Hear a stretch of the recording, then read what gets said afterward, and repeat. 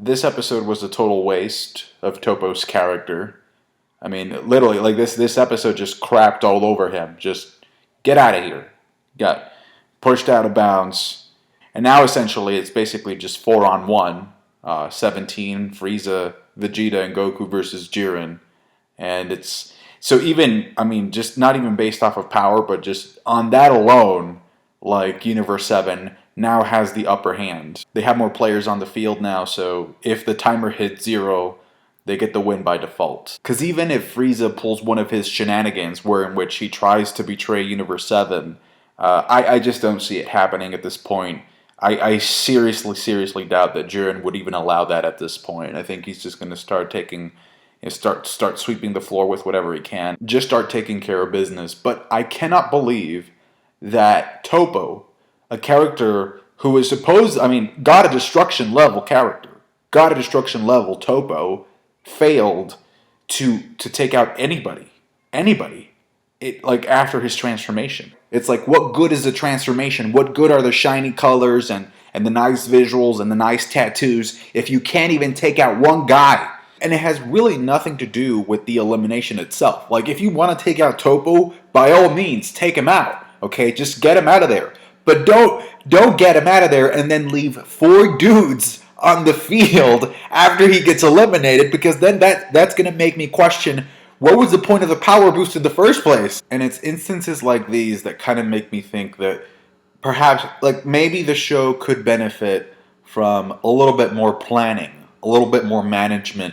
And that could be, like, one of the reasons for why they decided to take a break, so that they can plan these episodes with a lot more time and be more cautious and just get better and then come back stronger with the story. And so whenever something like this happens, I always get the impression that the show is yelling at the viewers, we don't know how to handle these characters. And make no mistake, if this had been like the only instance, like, or one of the few instances where this has happened in the tournament, I would probably be a little bit more forgiving. But this has happened before in other instances, just off the top of my head. They misused Gohan, they misused Kaba.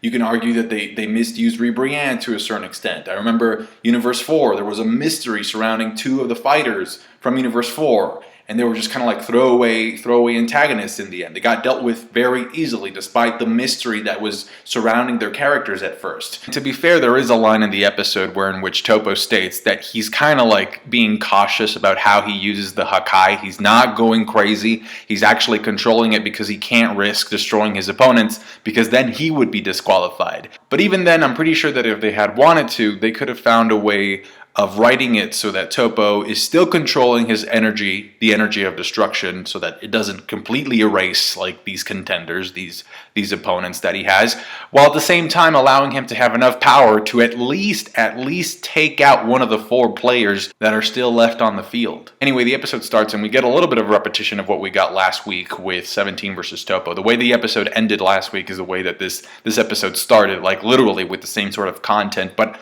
I like that little scene there because it's energy of destruction versus infinite energy from the android. But again, I guess that little confrontation just highlights how beast of a strategist 17 is. He pays attention to his surroundings and uses them to his advantage. He notices the Hakai each time he hits a pillar leaves a crack on the top. So he takes advantage of that, using blast to hit the top to bury Topo under this rubble from this rock that he busted.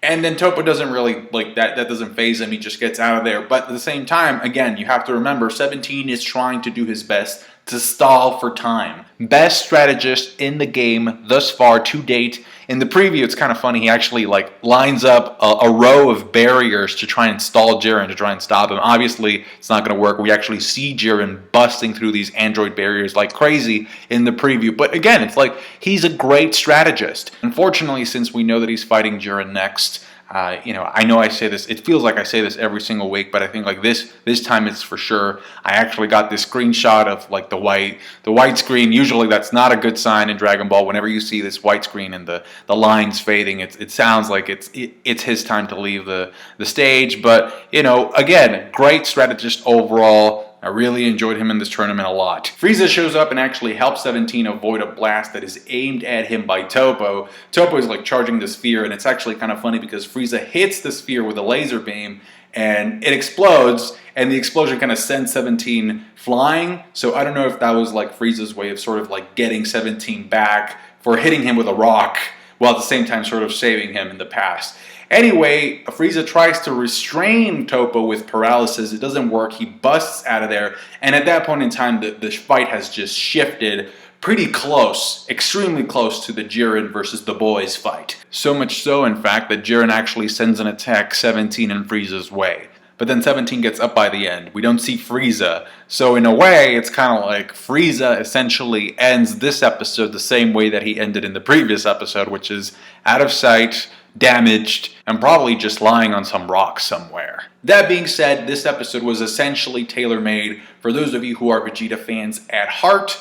It's a really, really good episode for Vegeta. So I can appreciate the fact that, I mean, from a character moment standpoint, it's just a really good episode for that character. I just think it's just not that good of an episode for the tournament as a whole. But for Vegeta, this is a good moment. So after the blast hits 17 and Frieza, Jiren pretty much gives Toppo the nod that they should split the guys up.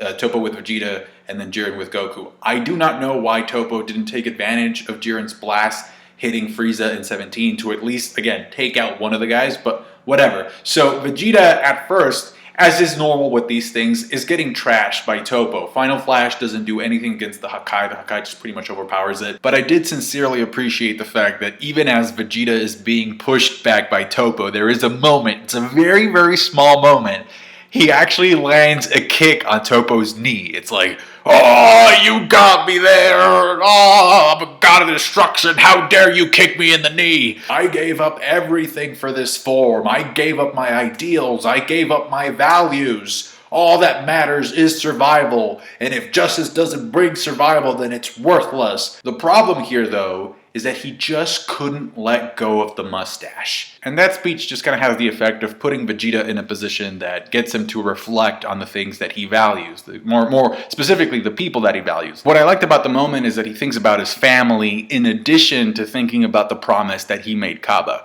Because I feel like when he got the form, when he got the new Super Saiyan Blue 2, Sapphire, Sparkling, whatever you want to call it, when he got that form, he literally only thought of Kaba. So it's kind of like, what about your family? I think like family should always come first. So they actually corrected that in this episode. I really like that touch.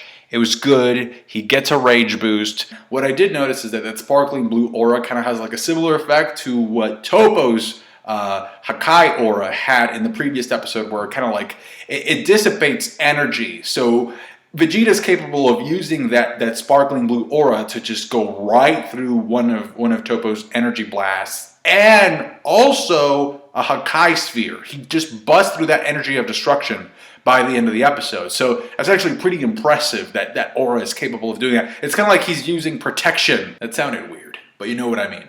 Anyway, by the end of the episode, the move that takes out Toppo is Vegeta's famous final explosion, which he used during the Buu arc. I like how Piccolo is the one getting the PTSD flashbacks to that moment where he's like, yep, I remember he did that during the Buu saga. So it's essentially the same thing, except now, since Vegeta is a lot stronger than what he was back in Z, the explosion doesn't drain him of all his life energy, and he still lives after the explosion. However, the explosion does end up having a devastating effect upon Vegeta's armor, so it gets rid of that completely.